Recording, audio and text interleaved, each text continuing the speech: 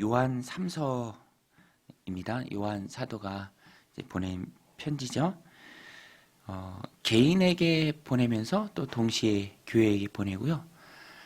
시대를 거슬러 오늘을 사는 우리에게 주는 귀한 메시지입니다.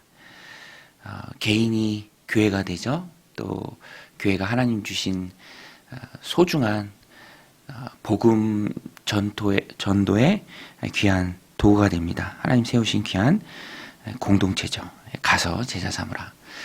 그래서 교회가 세워져 힘써야 할 일이 무엇인가? 오늘 본문에 보면 잘 나옵니다. 칭찬받는 일이 있어요. 사도가 칭찬합니다.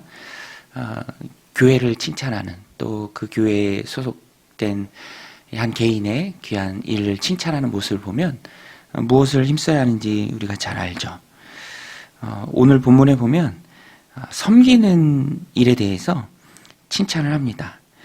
1절에 보면 장로인 나는 사랑하는 가이오 곧 내가 참으로 사랑하는 자에게 편지하노라. 그리고 가이오가 그동안 섬겼던 일에 대해서 쭉 칭찬을 합니다. 교회가 힘써야 할 일, 영혼을 섬기는 것이죠. 예수님께서도 섬기기 위해 이 땅에 오셨습니다. 내가 섬김을 받으러 온 것이 아니다. 섬기러 온 것이다.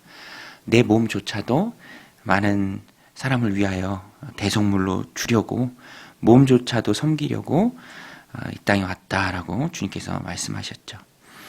섬기는 것은 진리 안에 행하는 것이고요. 그것이 사도인 요한을 기쁘게 했습니다. 오늘 말씀 3절에 보면 형제들이 와서 내게 있는 진리를 증언하되 내가 진리 안에서 행한다 하니 내가 심히 기뻐하노라.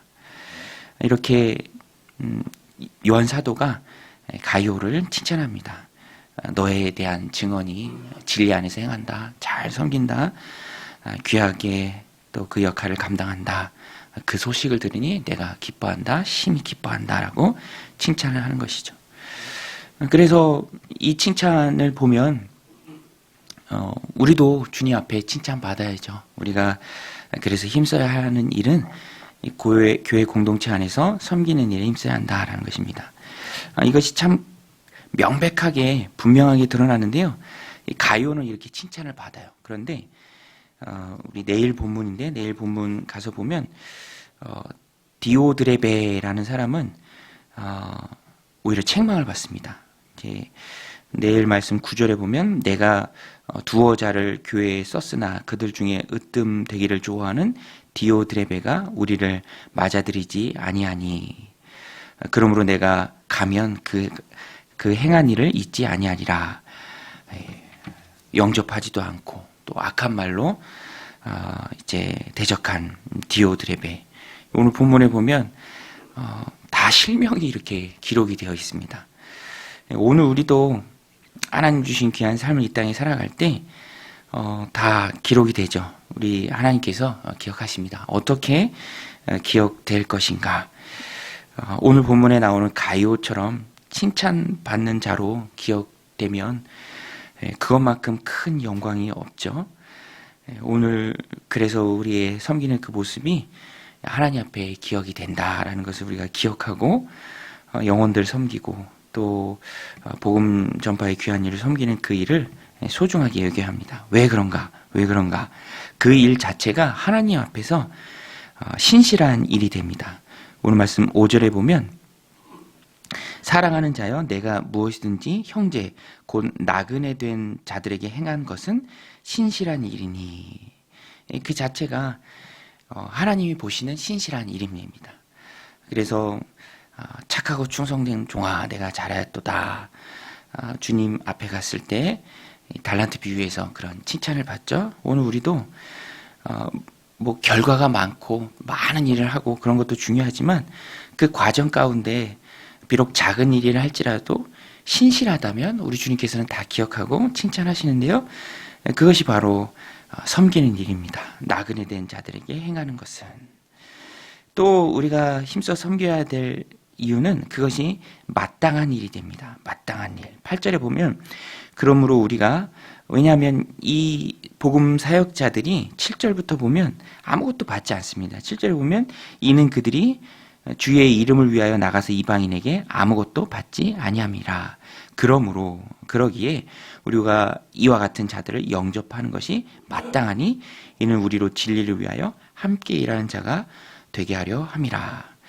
그래서 복음 전도자들 또 영혼을 또 구원하기 위해서 힘쓰는 그들을 교회가 영접하고 또 섬기는 것이 마땅하다라는 것입니다.